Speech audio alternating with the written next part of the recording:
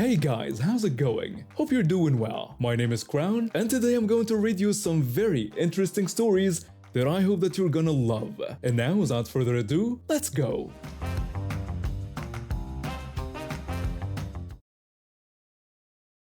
I've been married to my husband for about 3 years now, and we've got this nice little house that we worked our butts off to afford. It's nothing fancy, but it's ours, and we're proud of it. My husband's got this younger sister who's always been a bit of a handful. Anyway, about a month ago, she calls my husband in tears at 11 at night. She and her boyfriend had this massive blowout fight at their condo, and she walked out with just a backpack and nowhere to go. My husband, being the good brother he is, immediately offered our place without even asking me first. I wasn't thrilled about it, but I couldn't exactly say no to family in crisis, right?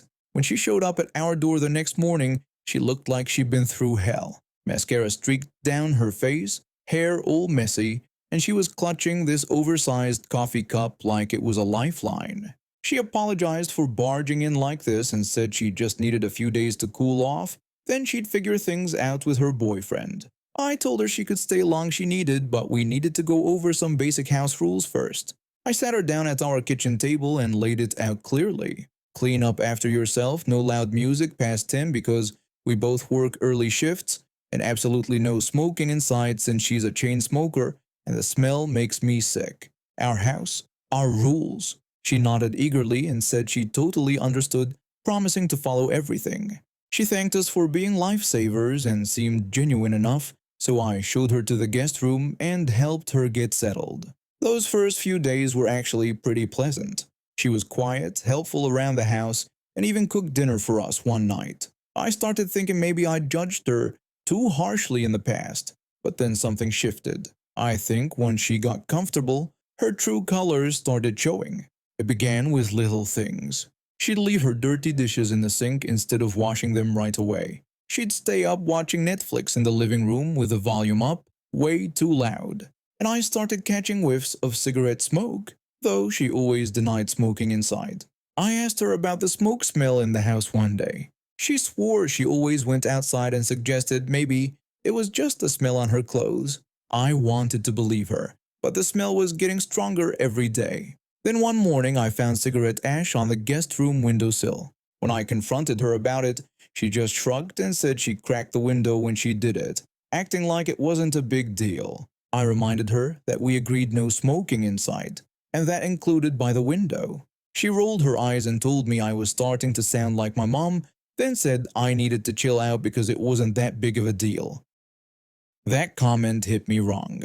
My mom is this super controlling person who criticizes everything I do, and comparing me to her was like a slap in the face. But I kept my cool and just reminded her about our agreement. Things got worse fast. By the second week, the house reeked of cigarette smoke constantly. There were dishes piling up in the sink that had been there for days. Her Bluetooth speaker was going off until midnight or later, playing music so loud I could hear it through the walls. When I tried to sleep, the bass would vibrate through the floor. I tried talking to her nicely several more times, but she'd just brush me off or make some sarcastic comment about me being uptight. My husband was working double shifts that week, so he wasn't around to see how bad it had gotten. I was losing sleep, my house smelled like an ashtray, and I was starting to dread coming home. That's when I decided I'd had enough of playing nice. If she wanted to act like she didn't need to follow rules, then maybe she didn't need house privileges either. The next morning after she left to go job hunting, I changed the Wi-Fi password. Then I locked the laundry room where she'd been doing her clothes, and I hid the spare keys to the front gate so she couldn't just come and go without asking. When she came back that afternoon, she tried to connect to the Wi-Fi first thing. I was sitting on the couch pretending to read a book when she came walking into the living room. She asked what was wrong with the internet because it wasn't connecting to our network. I told her I had changed the password. She wanted to know why and asked for the new one. I explained that since she didn't follow the house rules, I figured she probably didn't need the house privileges either. She stared at me like I'd grown a second head. Then she tried to go do laundry and found the door locked. She came back even more irritated and asked if I was seriously locking the laundry room. I gave her the same reasoning about no rules, meaning no privileges. She spent the next 2 days sulking around the house like a teenager who'd been grounded. She'd make passive-aggressive comments about me being petty or controlling, but I just ignored her. My husband came home and asked what was going on, and I explained everything. He backed me up, which felt good. On the third day, I woke up to find she'd actually cleaned the entire kitchen. Like, really cleaned it. The dishes were washed and put away, the counters were wiped down, and she'd even swept the floor. She was sitting at the kitchen table when I came down for coffee, looking sheepish. She told me she had cleaned up and asked if she could have the Wi-Fi password back now. I asked about the smoking, and she promised she'd only smoke outside from now on. I asked about the music, and she said it would be off by 10 because she got it. I looked at her for a long moment, then smiled sweetly. I told her I needed her to say something first. She had to say that she would follow the Queen's rules in the Queen's castle. She asked if I was serious, and I told her I was dead serious. She sat there for a minute, clearly wrestling with her pride. Finally, she muttered it. I told her I was sorry, but I didn't quite hear her. She looked up at me with this defeated expression and said it again, louder this time, that she would follow the Queen's rules in the Queen's castle. I wrote down the Wi-Fi password on a piece of paper and handed it to her like I was granting some kind of royal pardon. I told her there she went and welcomed her back to civilization. That was 2 weeks ago, and she's been an angel ever since. She cleans up after herself, keeps the music down, and actually goes outside to smoke. She even started cooking dinner a few nights a week as a way to contribute. I work 2 jobs to pay for my own place, one during the day at an office downtown and weekends at a retail store. I've been into cosmetics since high school, and over the years I've built up a decent collection of quality products. Nothing crazy expensive, but definitely not drugstore stuff either. My aunt called my mom 3 weeks ago saying her apartment needed emergency fumigation. Apparently, her upstairs neighbor had a serious roach problem that spread to her unit. She needed somewhere to crash for the weekend while the exterminators did their thing. My mom, being the helpful sister she is, immediately offered our guest room without even asking me first. The weekend came and went, then another week, then another. Every time I asked when she was going back to her place, she had some new excuse. First it was that they needed to do a second treatment. Then she said she was waiting for the smell to clear out. Then suddenly she was having her floors redone since everything was already moved out anyway. I wouldn't have minded so much if she was just staying in the guest room and keeping to herself. But from day one she made herself completely at home. She'd raid our kitchen like she lived there, leaving dirty dishes everywhere. She'd hog the TV in the living room and change the channel whenever I tried to watch something. But the worst part was how she started treating my stuff like it was hers too. It started small. I'd find her wearing my sweaters or borrowing my shoes without asking. When I brought it up, she'd just laugh it off and tell me I had so many clothes that she figured I wouldn't mind sharing with family. Then she discovered my makeup collection. I keep everything organized in my vanity in my bedroom, but she'd waltz right in and help herself whenever she wanted. I'd come home from work to find my expensive foundation sitting out with the cap off, or my favorite lipstick twisted up way too high. She was wasting so much product by not knowing how to use it properly. The first time I caught her red-handed, I tried to be polite about it.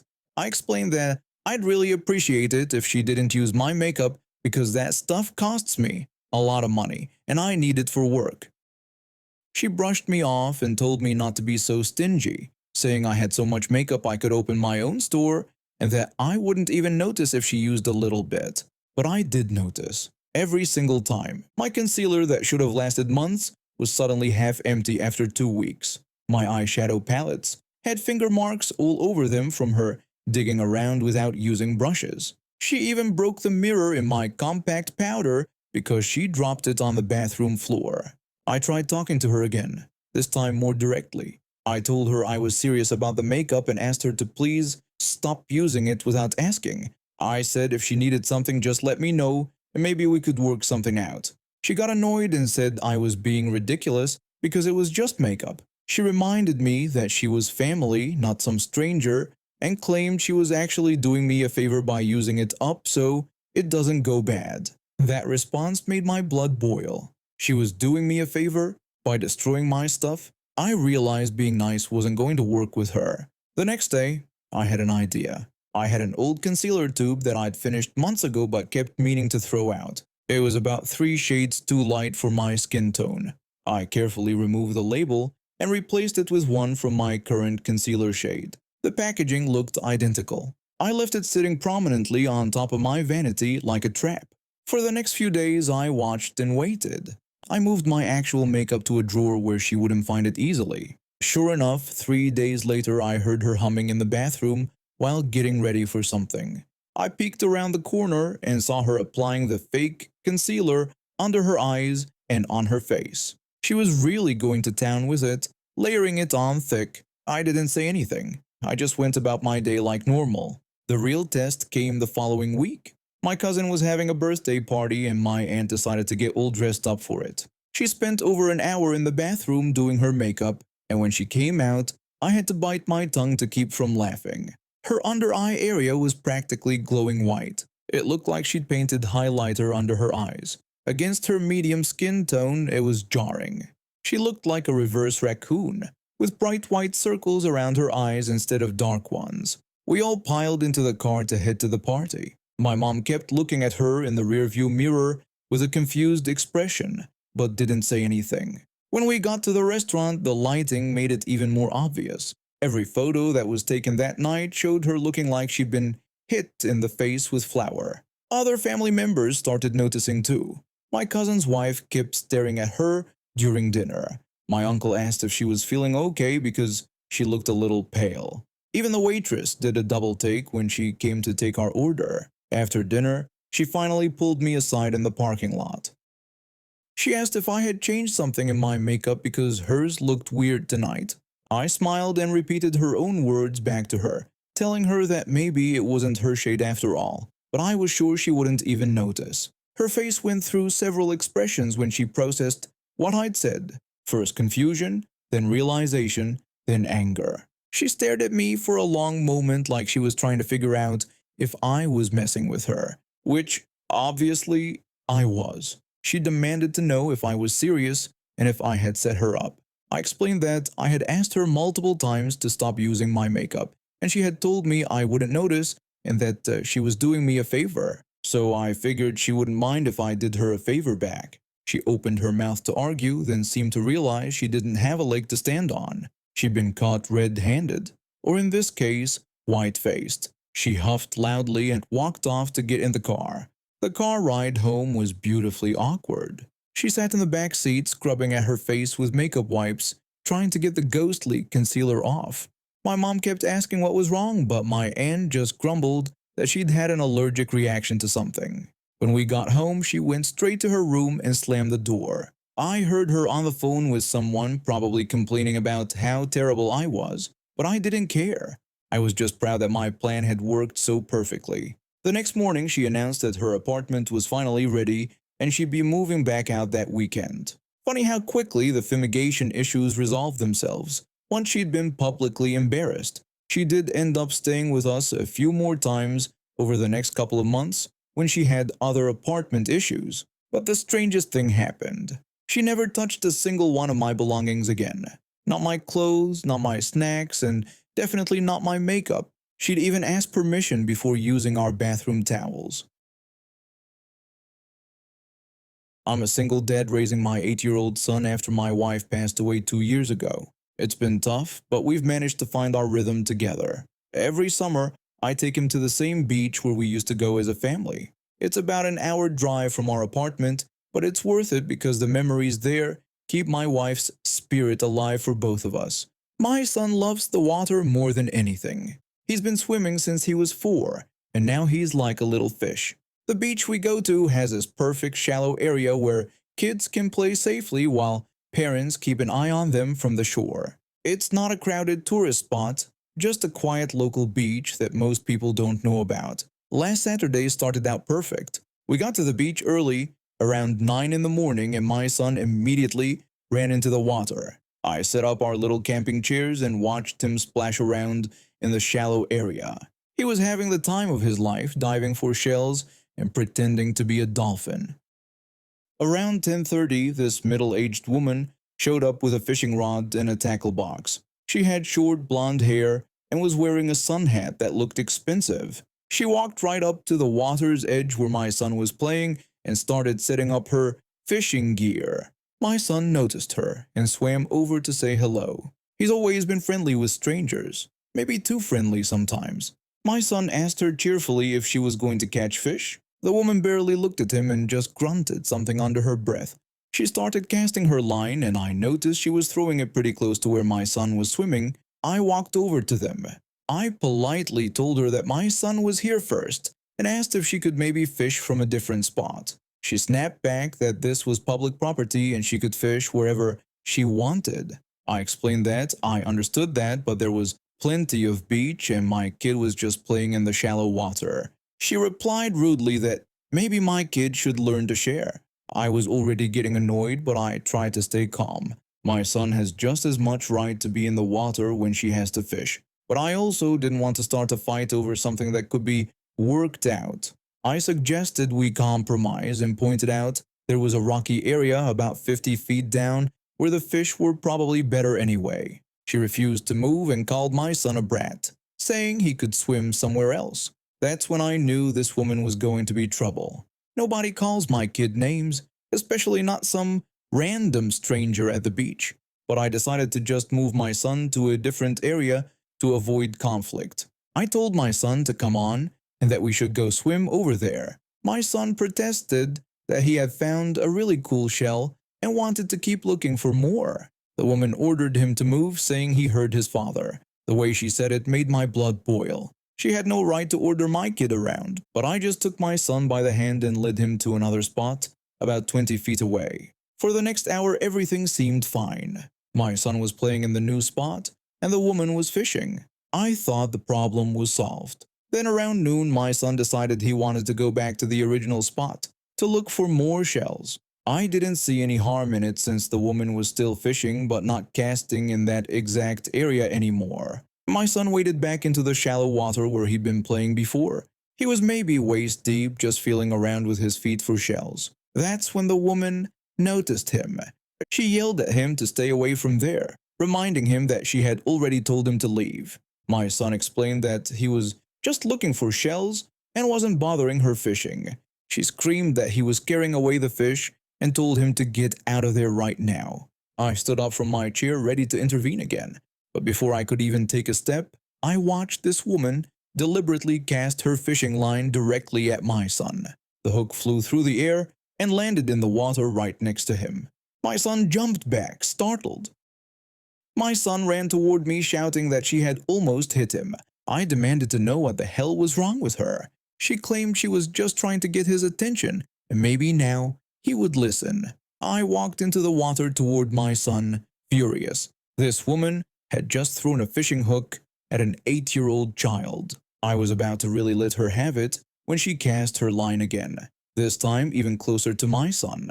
I yelled at her to stop throwing that thing at my kid. She yelled back that I should get him out of her fishing spot. My son tried to swim away from her, but she kept casting in his direction. I could see the fear in his eyes when he tried to dodge the hooks flying at him.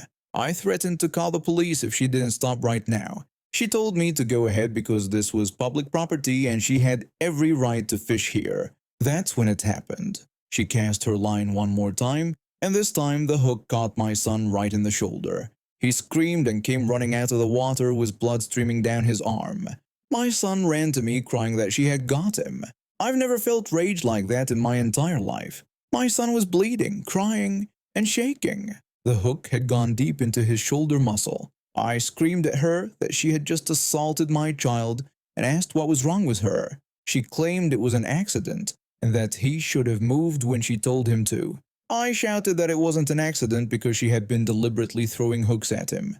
I immediately called 911 while trying to comfort my son. The dispatcher said an ambulance and police were on the way. My son was brave, but I could see he was in real pain. The woman said I was overreacting and that it was just a little scratch. I angrily told her that it wasn't just a scratch because she had put a fishing hook in my 8-year-old son. She replied that maybe next time he would listen when an adult told him to move. When the police arrived 10 minutes later, she was still arguing that she had done nothing wrong. The first officer talked to me while the paramedic looked at my son's shoulder. The hook had gone in about an inch deep and needed to be removed at the hospital. My son was being incredibly brave, but I could see he was scared. The officer asked me to tell him what had happened. I explained the whole situation from the beginning when she first showed up to the moment she hooked my son. Meanwhile, the second officer was talking to the woman. The woman told the officer that she was just trying to fish and my kid kept swimming in her spot, claiming she was just trying to get his attention. The officer asked her if she was trying to get his attention by throwing fishing hooks at him. She insisted it was an accident and that kids need to learn to listen to adults. The officer looked at her like she was crazy. He walked over to his partner and they talked quietly for a minute. Then they both came back. The officer told her she was under arrest for assault on a minor. She protested that this was ridiculous and that she was just fishing. The officer explained that she had deliberately thrown a fishing hook at an 8-year-old child and injured him, which was assault. They handcuffed her right there on the beach. She was screaming about how unfair it was and how she was a victim.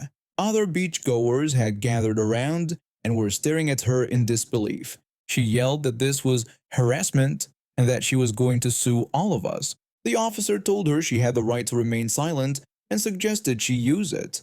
The ambulance took my son to the hospital, where they had to use local anesthesia to remove the hook properly. He needed 12 stitches, and the doctor said it would take about 2 weeks to heal completely. 2 months later, I got a call from the district attorney's office. The woman had been charged with assault on a minor and reckless endangerment. She pled guilty to avoid jail time but got 2 years of probation and had to pay for all of my son's medical bills.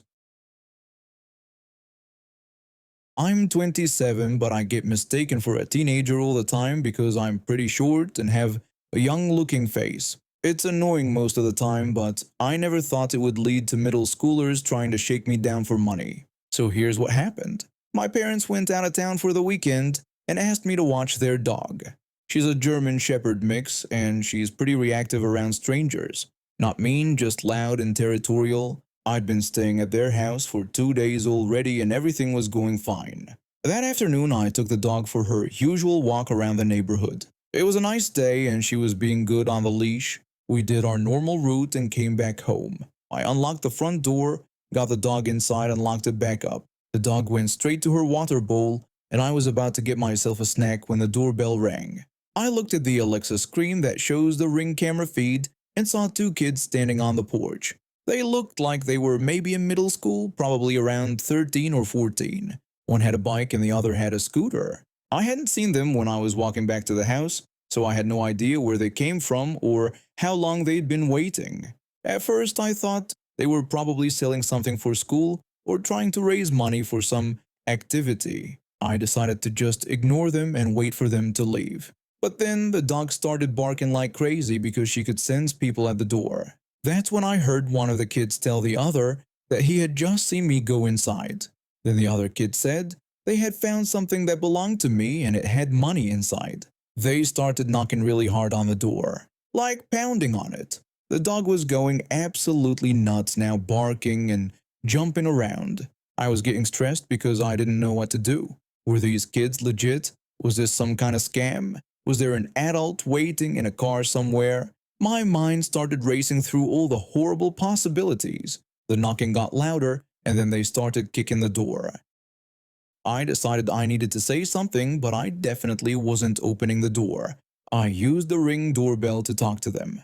I told them to just leave whatever it was in the mailbox because I couldn't open the door right now since my dog wasn't friendly. This was true. The dog was still barking and jumping around, and she really doesn't like strangers.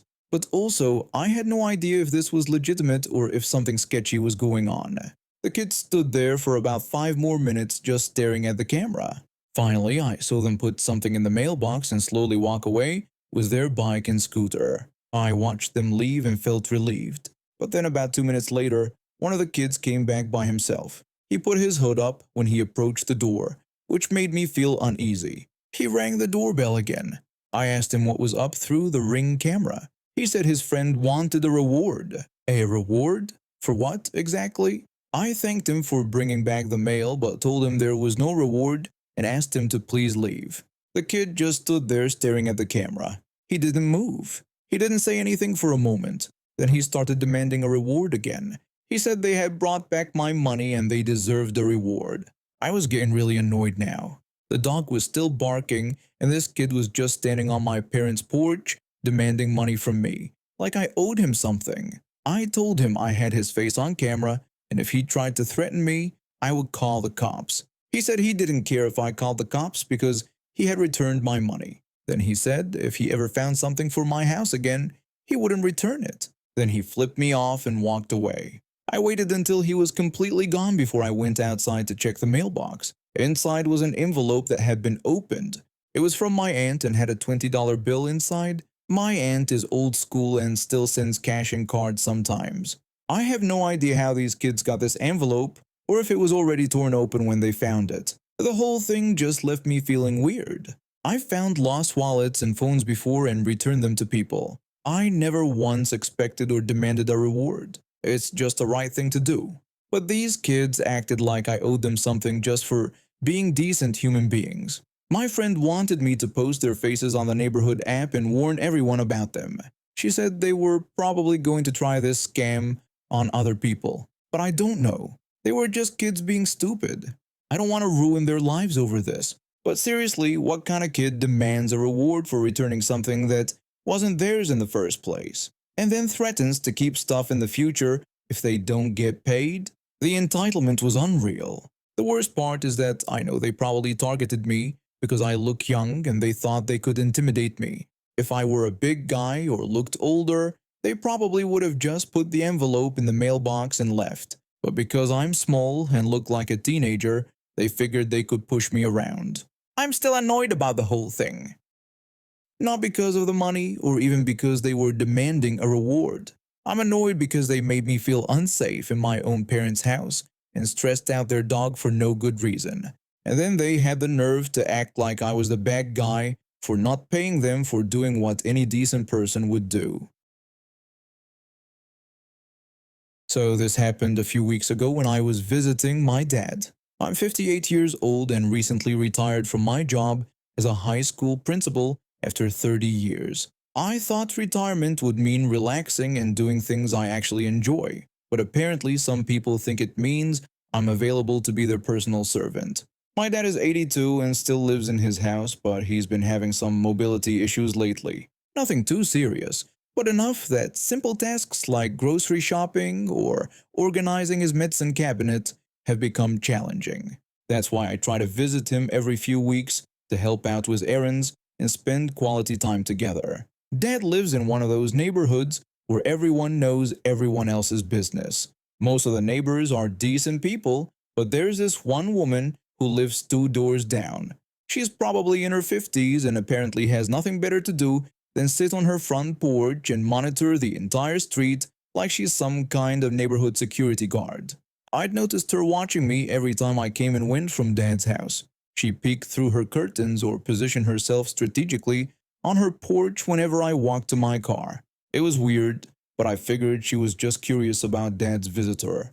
On this particular visit, I was staying for 4 days to help Dad with some bigger projects. His kitchen cabinets needed reorganizing, his garage was a mess, and he had a doctor's appointment I wanted to drive him to. I also planned to take him out for lunch at his favorite restaurant and maybe catch a movie together. I was heading out to the pharmacy to pick up Dad's prescriptions when the neighbor lady flagged me down from her porch. She waved at me like we were old friends, which was odd since we'd never actually spoken before. She greeted me with a good morning and asked if I was the son who visits sometimes. I confirmed that I was and explained that I was here helping my dad with a few things. She said it was perfect timing and asked if I could water her plants this weekend since I was retired and she would be busy with some commitments. I was taken aback. This woman didn't even know my name and she was asking me to do her yard work like I was some kind of hired help. I told her I appreciated her thinking of me, but I would be busy helping my dad out with a few things while I was here. She rolled her eyes and let out this exaggerated sigh. Then she said that since I was retired, I clearly didn't have anything better to do. That comment really got under my skin.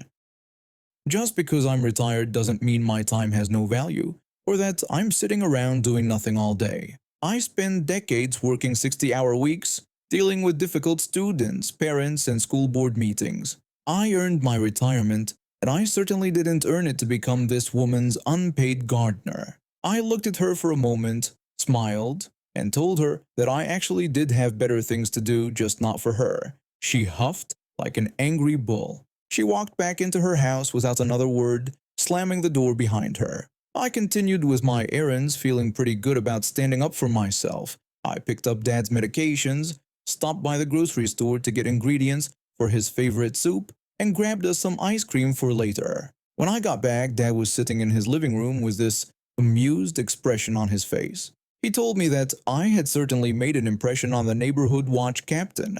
When I asked what he meant, he explained that she had come over about 20 minutes after I left, demanding to know what kind of son he had raised. Apparently, I had been incredibly rude to her. I told him that all I did was decline to water her plants and told her I had better things to do. Dad said that wasn't how she told it. According to her, I was hostile and disrespectful when she was just trying to be neighborly. I shook my head. Some people really do live in their own reality. The next day, I was helping Dad clean out his garage when our neighbor from across the street came over. He's a nice retired teacher who Dad has known for years. He jokingly told me he heard I was the lazy one who wouldn't help out around the neighborhood. When I asked what he meant, he said he was just kidding. Karen had been telling everyone who would listen that I was some kind of lazy freeloader who refused to pitch in. She had been going door to door complaining about me. Dad mentioned that she had asked me to water her plants like I was her personal gardener. The neighbor said that was rich, coming from someone who hadn't mowed her own lawn in 3 years. She pays the teenager from down the street to do it. I asked if she really didn't do her own yard work. He confirmed that she didn't and that she was constantly asking other neighbors to help with stuff. Last month, she had wanted him to clean her gutters because she said he looked bored. He told her he would be happy to recommend a service. This was getting more ridiculous by the minute. Karen was calling me lazy while she was the one who didn't do her own chores and expected everyone else to do them for her. The next morning, I was loading my car to head home when Karen appeared on her porch again. This time, she had her phone out and was clearly recording me. She announced that she was documenting this harassment for the Homeowners Association. I asked what harassment she was talking about. She claimed I had been giving her dirty looks every time I saw her. I told her I hadn't even looked at her.